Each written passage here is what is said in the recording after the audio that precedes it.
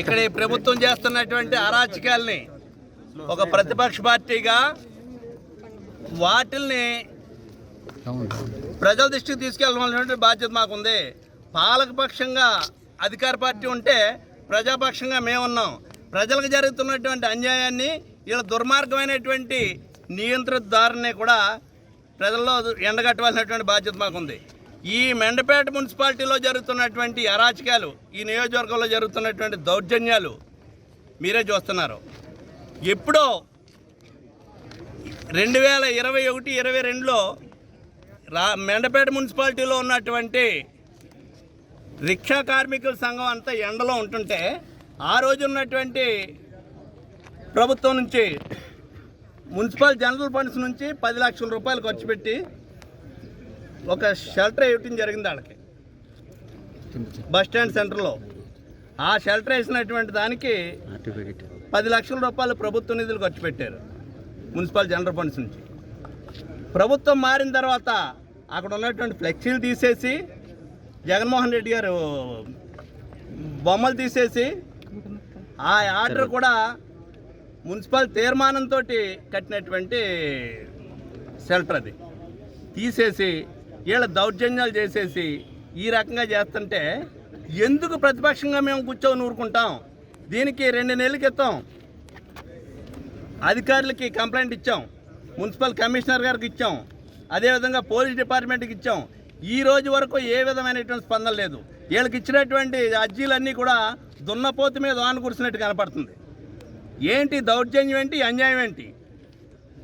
ఈ ప్రభుత్వంలో అరాచకమైనటువంటిది ఎక్కడికి పడితే అక్కడ జరుగుతుంది.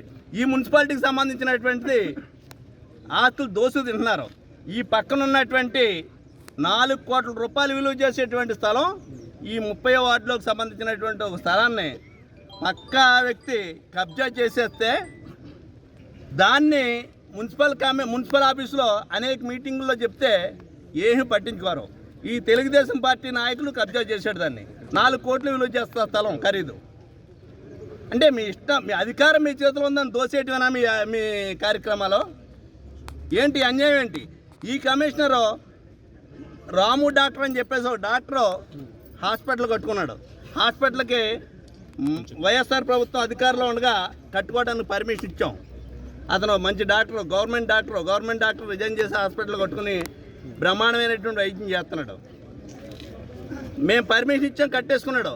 పైన ఇంకో ఫ్లోర్ వేసుకోవడానికి పర్మిషన్ కోసం పెట్టుకుంటే ఎమ్మెల్యే గారు చేసుకోండి అని చెప్పాడట.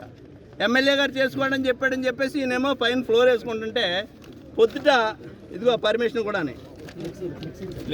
ఫ్లెక్సీలు ఆ విధంగా వచ్చి పొద్దుట 4 గంటలకు వచ్చి 20 లక్షల రూపాయలు ఖరీదు చేసేటువంటి మెటీరియల్ పెట్టుకుంటే అదంతా పడగొట్టేసి కూలగొట్టేసి వెళ్ళిపోయారు. కమిషనర్ బాధ్యత ఏంటి? రెవడీ అవుతున్నాం, తెలుగుదేశం పార్టీ నాయకుడే అవుతున్నాం. కమిషనరు ప్రభుత్వ పరంగా అతనికి ఉండేటువంటి అధికారంతో నోటీస్ ఇవ్వాలి, లేకపోతే కేసు పెట్టాలి, చట్టపరమైనటువంటి చర్యలు తీసుకోవాలి. తప్పితే జనాన్ని తీసుకొచ్చి కూలగొట్టేయటం అనేటువంటిది అతను ఒక రౌడీయుతంగా, లేకపోతే ఇక్కడ ఎమ్మెల్యే గారు ఏం చెప్తున్నాడో చేస్తున్నా అనేది. ఎమ్మెల్యే గారు అంటాడట నా మాట వింటలేదు కమిషనర్ అని చెప్తున్నాడట. ఏంటిది అసలు? ఏం జరుగుతుంది ఇక్కడ? అంటే ఇటువంటి దౌర్జన్యాలు. ఆ డాక్టర్ గారు కేసు వేసాడు. ఇప్పుడు కమిషనర్ మీద ఎఫ్ఐఆర్ కూడా వేశారు. కమిషనర్ మీద అంటే ఎక్కడికి వెళ్తుంది ఇది? ఎక్కడ తీసుకెళ్తున్నారు? ఎక్కడ తీసుకెళ్తున్నారు? ఏంటి దౌర్జన్యాలు ఏంటి?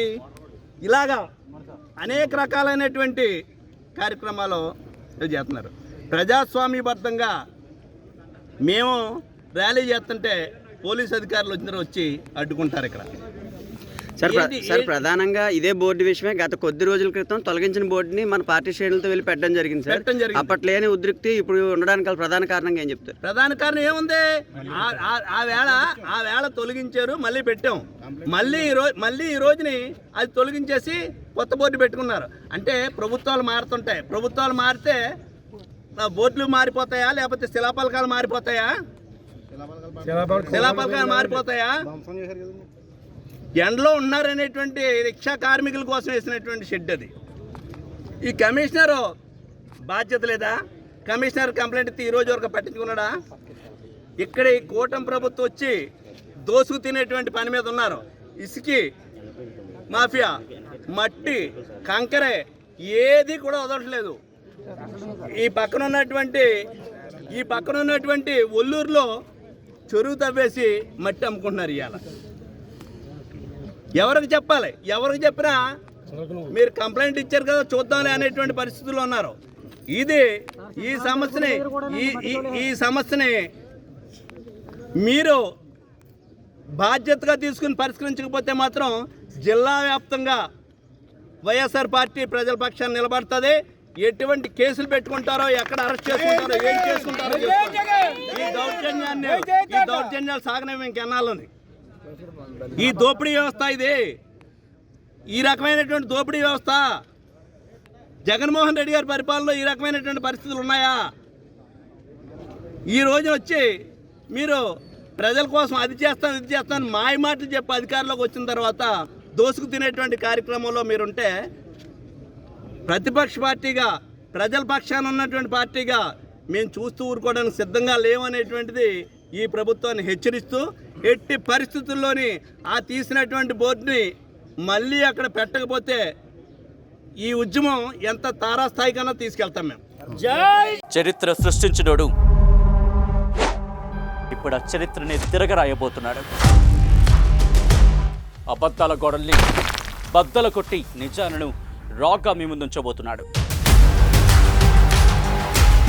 నిజమైన వార్తల కోసం వెంటనే డౌన్లోడ్ చేసుకోండి రా యాప్ని.